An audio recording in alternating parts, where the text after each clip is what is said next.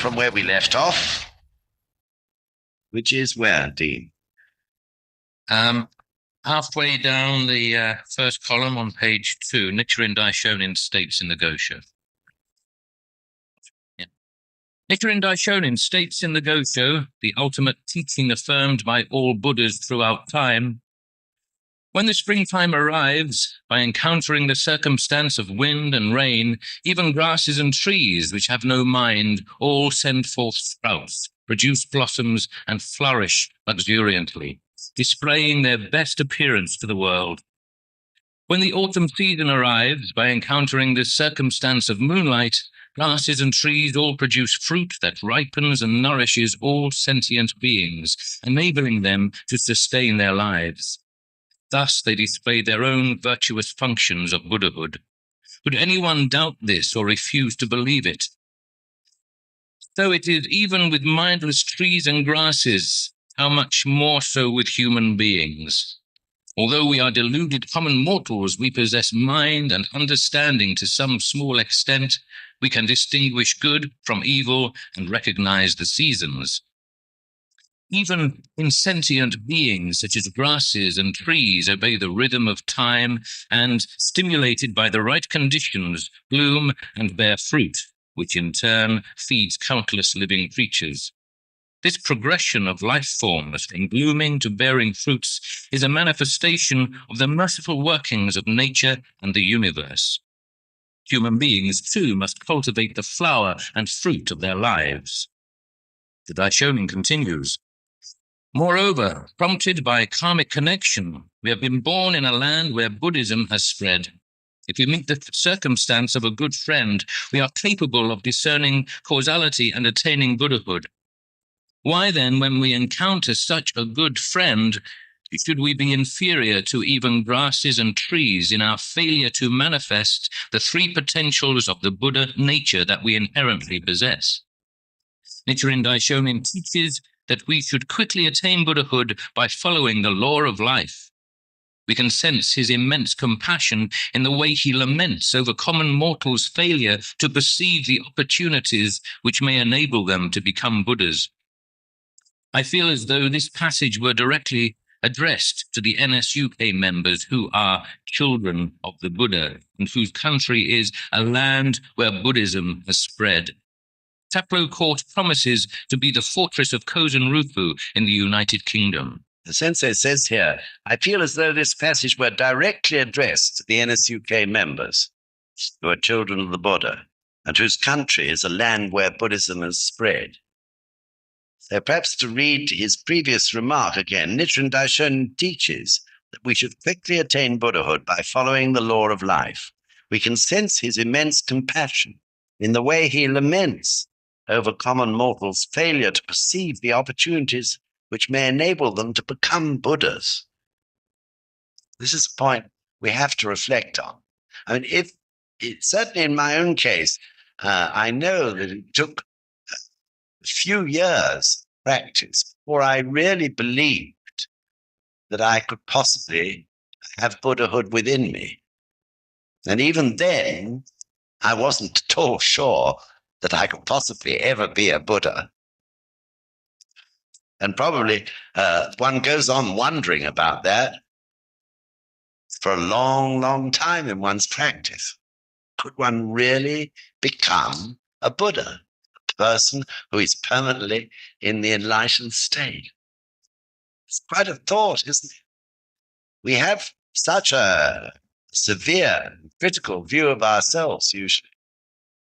We can't believe that under all those thick crusts of karma created through our innate desire, the darkness in human life, that this astonishing golden thing called Buddhahood exists in every single one of us. This is the whole struggle of the human revolution, to actually believe that. Once we believe it, we see it step by step, more and more. So Nichiren Daishonin laments not only over the common mortals who have not yet found Nam-myoho Renge Kyo for reasons, again, of karma, But also he's lamenting for those who have found Nam-myoho Renge Kyo, but still, as he puts it, fail to perceive the opportunities which may enable them to become Buddhas. And really, I'm sure that can apply to all of us. And Sensei specifically says here, he feels this passage is directed particularly at us. I wonder why. Maybe it is that as a people, we tend to be super critical of others and super critical of ourselves, because there's always the two sides of the coin. I believe that is the truth. We tend to be a highly critical race of people. When I say race, I'm not referring to race in terms of ethnic backgrounds. Everyone who lands in Britain through their karma in one way or another has a sort of similar characteristic, whether their ethnic background is Saxon or Roman, West Indian, Pakistani. The very fact they land in Britain, in these islands, make their homes here and become part of British people as a result, share some similar characteristics, something to do with wanting to make things as perfect as one can, and being highly critical when inevitably, because we're all ordinary human beings, we fail to do so. But the fact is that Buddhahood exists in every one of us, and every one of us can become Buddhas. And it takes time and struggle. So what are the opportunities which may enable them to become Buddhas? Of course, they're the three practices. Very simple, seemingly. Gongyo and Daimoku, which enables us to consistently activate our Buddhahood. Whether we believe it or not, that is what it is doing. Nichiren Daishonin clearly states that in order to chant Nam-myoho Renge Kyo, you must be in the state of Buddhahood. Unless you're in the state of Buddhahood, you cannot chant Nam-myoho Renge Kyo. So the process of the human revolution is enabling our minds to take that in, or clearing our minds so that we can understand that. At the moment you sit in front of the gonzan and you chant Nam-myoho Renge Kyo, whatever you may be feeling about yourself at that time, you are in the state of Buddhahood. But of course, Buddhahood also contains all the other 9 worlds. So it's often not easy to see clearly in your conscious mind. And the second practice which enables one to attain Buddhahood is to teach others what we loosely and incorrectly call shakabuku, enabling others to be brought beneath that shower of single flavored rain.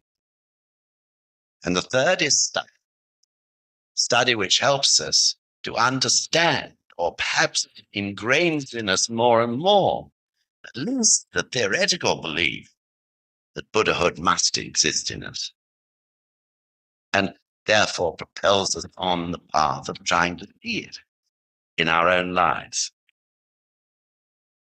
So the 3 practices are what enable us to attain Buddhahood. And of course, even a Buddha, having attained Buddhahood, must continue with those 3 practices. Otherwise, they'll go back to square one, because those practices are motivating or activating the Buddha state within us. So reading that passage, the last passage of the Gosho, why then, when we encounter such a good friend, the person who leads us to the gonzan, should we be inferior even to grasses and trees in our failure to manifest the 3 potentials of the Buddha nature that we inherently possess? We are practicing to become Buddhas, and every single person amongst us can become a Buddha. And in the Gosho, Nichiren Daishonin says, true entity of life it is. There is not, Buddhahood is nothing extraordinary. We think Buddhahood is extraordinary because of our image of golden Buddhas sitting meditating and us thinking to ourselves, well, I'm never going to be like him. But actually, of course, Buddhahood is a perfectly ordinary state of human life. Nevertheless, it's highest. So this is what we have to grasp. This is what the human revolution is about.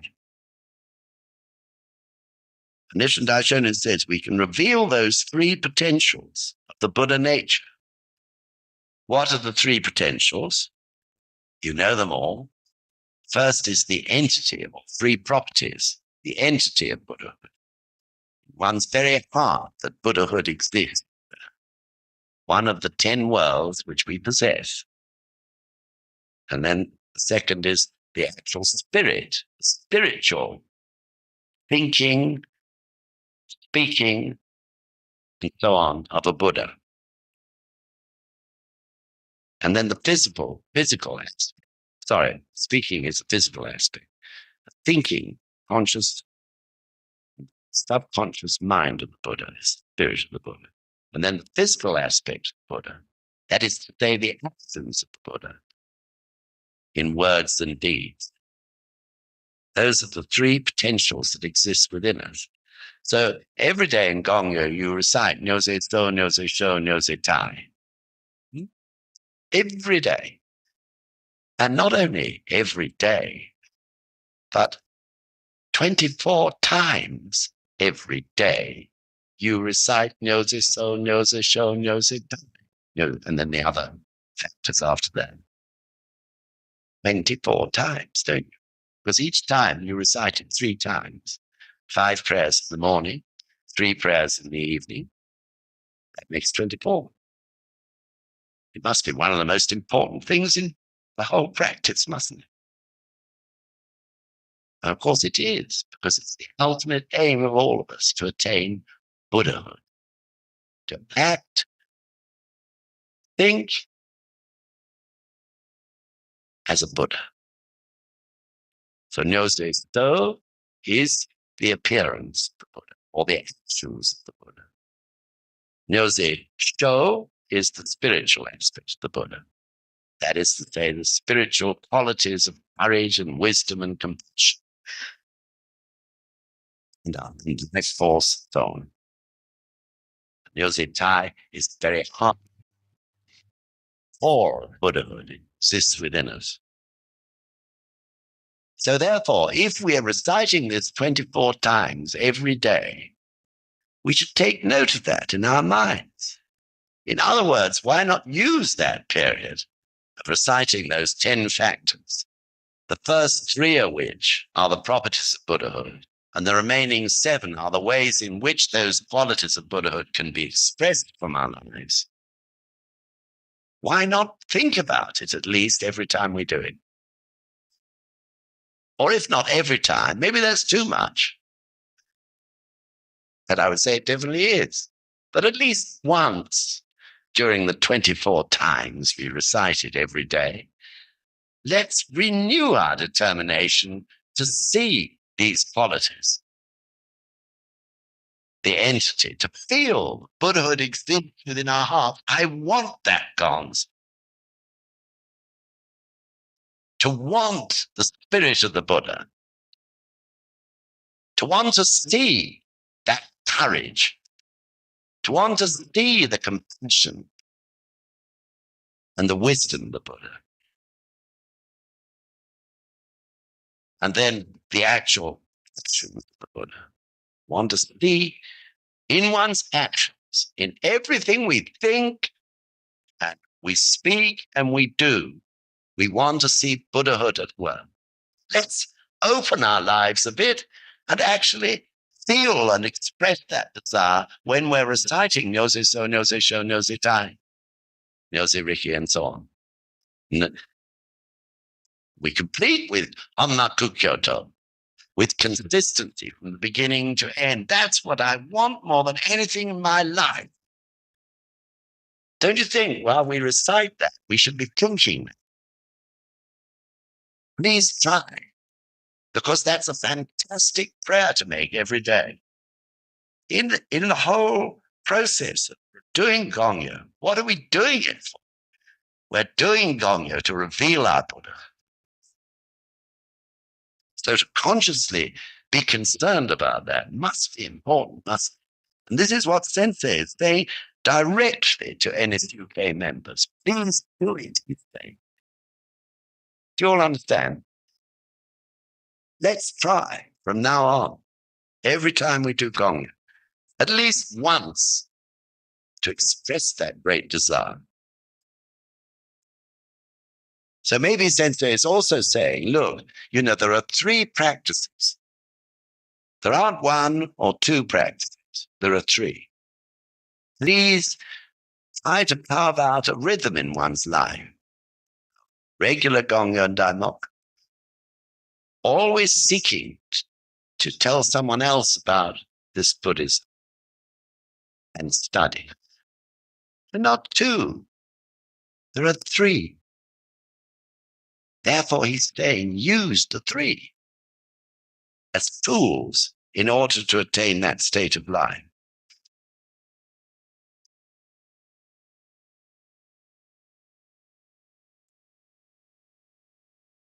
So we were talking earlier about the choirs. Men's division choir was also fantastic. Feeling of freedom when they sang. When you all sang Men of Oak, you feel some incredible feeling of freedom.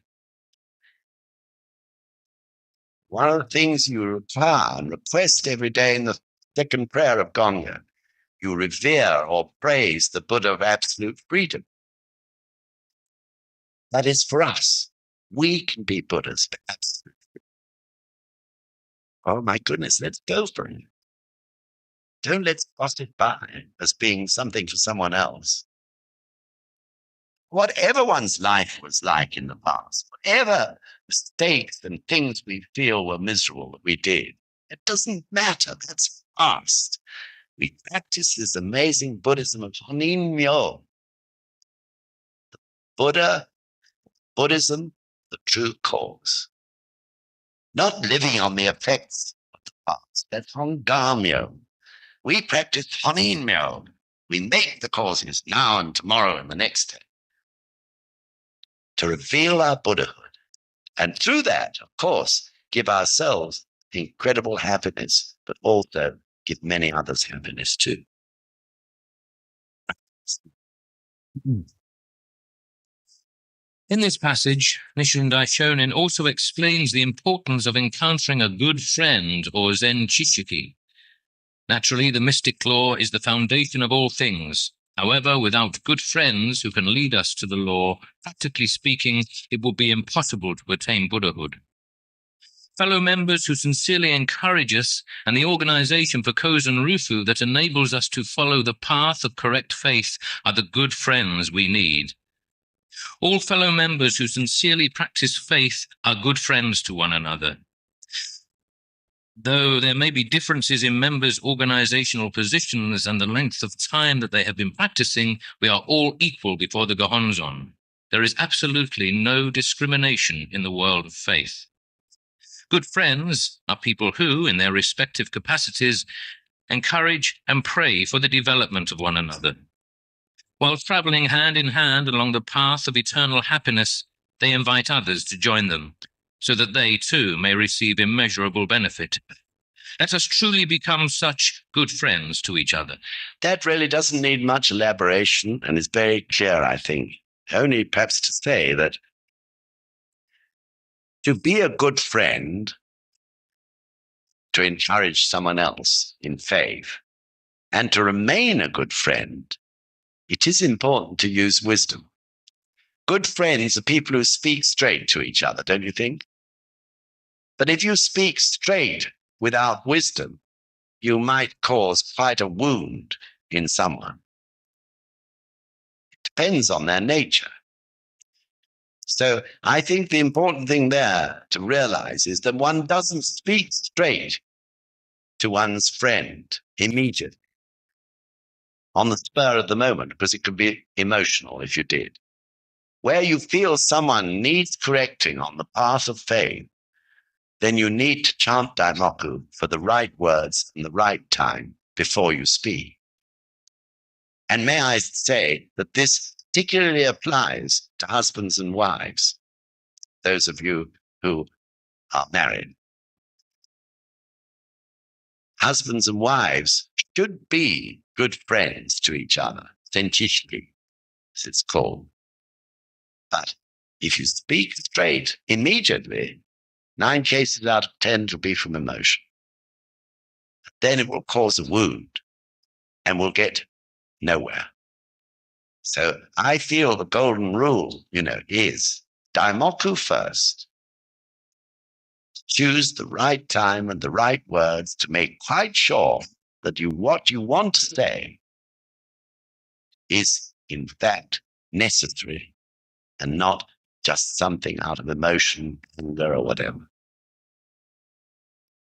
Second point is, of course, and this I'm not applying so much to husband and wives, but to senchishiki generally, one's good friends in faith, is that speaking straight does not mean directing someone regarding their personal affairs and making the decisions for them. That is not what this Buddhism is all about. So whether one is a district leader or a group leader or whatever, we don't make decisions for members. If we make decisions for fellow members, firstly, those decisions may be wrong because we may not have all the right information. And secondly, of course, we're not giving the chance for that other person to grow in faith themselves. They should make the decisions. We should encourage them to chant more Daimoku in order to make the right decision. We can help them and guide them in some ways. We can perhaps, from our different standpoint, give some indication of the karma which is acting as an obstacle, and the nature of that karma. We don't make decisions for people. The whole purpose of guidance is to get people to chant more Daimoku so that they can solve it themselves. This is such an important thing. So we have to be clear on that point. If we are to be good friends, we don't make the decision first. We may say, please try to do a regular gongyo every day. That's a different matter. But to go to someone and say, you should avoid that woman like the plague, for example, is a totally wrong thing to do. What we should say, if we really think that, what we should be saying is, please chant lots of Daimoku. How about 1 million Daimoku? Or you finally get entangled with that, or whatever. You see what I mean? Okay, on we go. So I'm going to miss a bit now, as time is short. You can read that through and refresh your minds on it later, and we'll start. President Toda once spoke as follows. At the bottom of the first column on page 3. President Toda once spoke as follows. Even a tree that will become enormous does not grow very much in the course of a day or a month. However, viewed over the course of many years, before we know it, it has grown into a magnificent tree. In the same way, just as the Daishonin teaches, major benefits in the latter day of the law is inconspicuous in nature. Seasons of growth in faith, too, can only be properly gauged after you have practiced continually for 7 years, and things start to really get better only after about 15 years. Young children gradually develop. It is only when they are around 15 years old that they become as tall as adults. It is the same with the benefit of the mystic law. As you steadily accumulate good fortune, your daily existence gradually improves until you have built a life that is replete with happiness. This is what inconspicuous benefit means.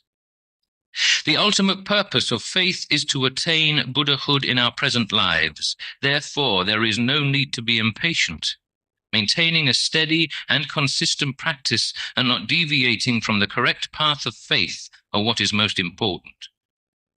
Even though you may scale mountains of difficulties and battle with fierce storms along the way, in the long run, you will definitely be able to construct a state of indestructible happiness.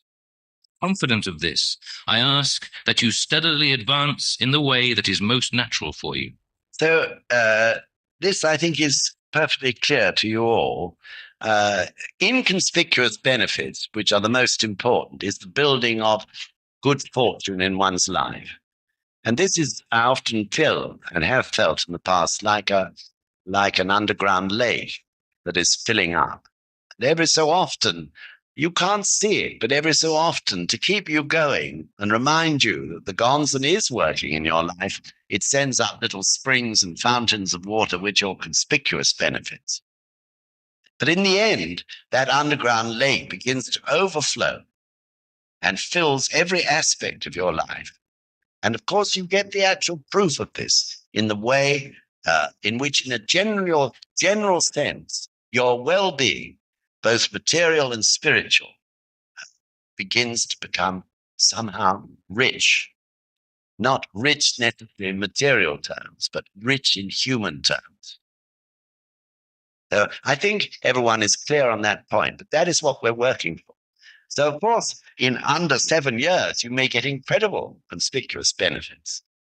Sensei is there talking about the flood of that underground lake growing and growing until after about 15 years of practice, it's overflowing in many directions. Are you all clear on that? Right. Okay. Incidentally, it is 15 years since General Director Causton returned to Britain with a sense of mission for Kozen Rufu burning in his heart. This year might therefore be said to mark an important milestone in the history of your movement. During the last 15 years, Mr. Causton has shown beautiful actual proof of faith, making the United Kingdom his stage for realizing Kozen Rufu. He is a model leader. I ask that each of you also work on the stage of your respective mission to realize happiness that shines forever, thereby demonstrating the truth of this Buddhism. I hope that, with Taplow Court as your center for activities, you will construct the foundation for UK Kozen Rufu in the 21st century, and that, as you engrave golden memories and accumulate eternal good fortune, you will make this palace of philosophy and culture, the world's foremost flower garden of lasting happiness, where people may manifest their fullest potential. I conclude my speech praying for your increasing happiness, longevity, and vigorous activities. Well, Sensei has always tended to say nice things about me. And that, no.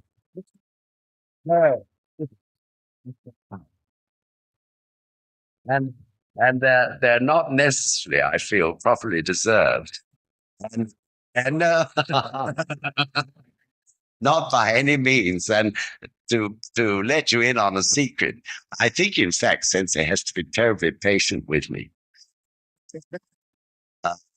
And I'll just tell you a little story. Some of you will know it already. But I'll tell you a little story that indicates that. When he went to Winter Hill with the drivers, just his own drivers, and also of the main driving team, it was a wonderful benefit for them. And as you know, during the course of that interlude on Winter Hill in the sunlight, sitting looking at the view, Sensei talked quite spontaneously about a number of things and gave marvelous guidance, which the transport division now use as the main basis of their practice. But he said at that time, though it's not in print, he said, Mr. Causton likes everything to be done very correctly, or words to that effect, he said. Even telling me which way I should speak to Princess Anne. And it was the day before he was going to see her, so it probably was rather on his mind, you see. Anyway, he said, Mr. Causton won't be with me tomorrow when I see her. So, so I'm going to say exactly what I like.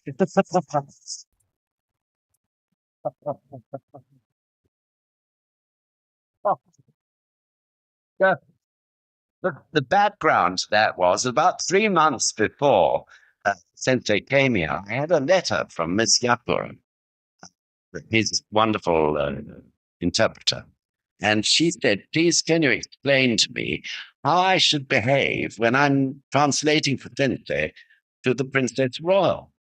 And naturally, the girl was worried, about how she should do so because she wanted to convey everything on Sensei's behalf as correctly as possible. So Sander McWilliam and I got out the debret. You know what debret is? We had to use debret a lot during Sensei's visit. Anyway, it tells you how to behave in various people's company and so on, how to address letters and envelopes and all the rest of it.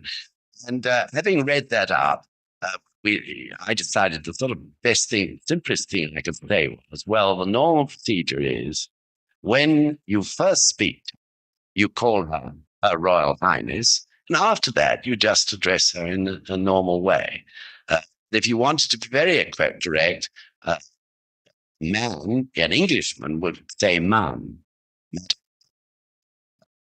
That's not fully necessary or so.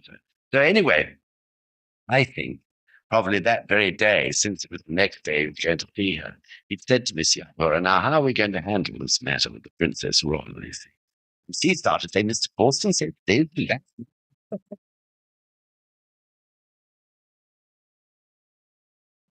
So I think that, it rather indicates that sometimes he has to be a bit patient with me, I'm sure. And he must laugh behind his hand at the thought of what he has to go through. So anyway, he has to dig at us every so often, which is a good thing. Top leaders of countries are always a target for his leg pulling, usually in public. Uh, the idea is to deflate them in case they're getting big-headed, you see, and protect the members. It's really beautiful. The most outstanding event I can remember, and I was telling the young men about it the other day, was a great occasion when the old style leaders meetings were held. This was about 15 years ago in Japan. And 10,000 people were assembled every month, these leaders meetings in a great hall in Tokyo with an arena, really, an indoor arena.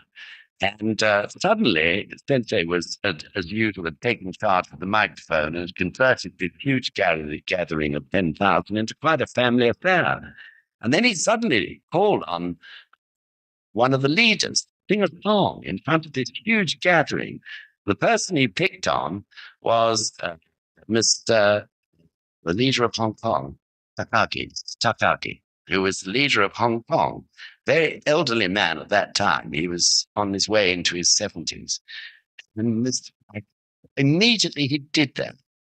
I knew that Peter was also on the stage, and so was I. We were all thinking the same thing, and Mr. Williams, were we going to be the next victim? Anyway, Mr. Takagi confidently got up and went to the rostrum and began to sing. He said it was a Chinese song that he wished to sing, you see, and he sang it. And even though we didn't understand Chinese, it seemed to be extraordinarily repetitive. He was repeating the same words over and over and over again. And his sensei eventually picked up on that. And he said, that's wrong, Mr. Takagi. He said, I think we've had enough of that one. No, no, how about Dr. Yamazaki? Peter's always rather on tenterhooks, so he sort of went up and stood to attention and said that he would sing a French song. Well, amazingly enough, the same thing happened. He repeated the same first line over and over and over again, and there wasn't much tune at all.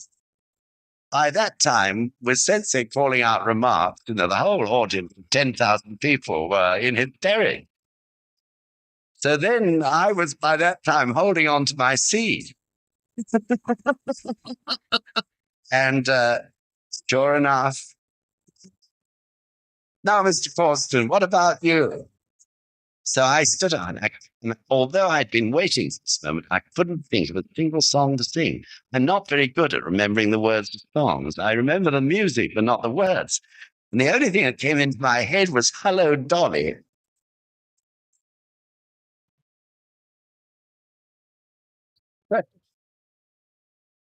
So I sang "Hello, Dolly."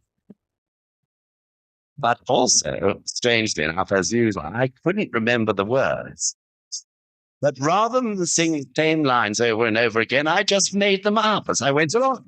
So I was singing absolute gibberish, but everyone gave a great cheer because no one could really understand English except my wife, who I met afterwards, and she said, "What think you were doing?"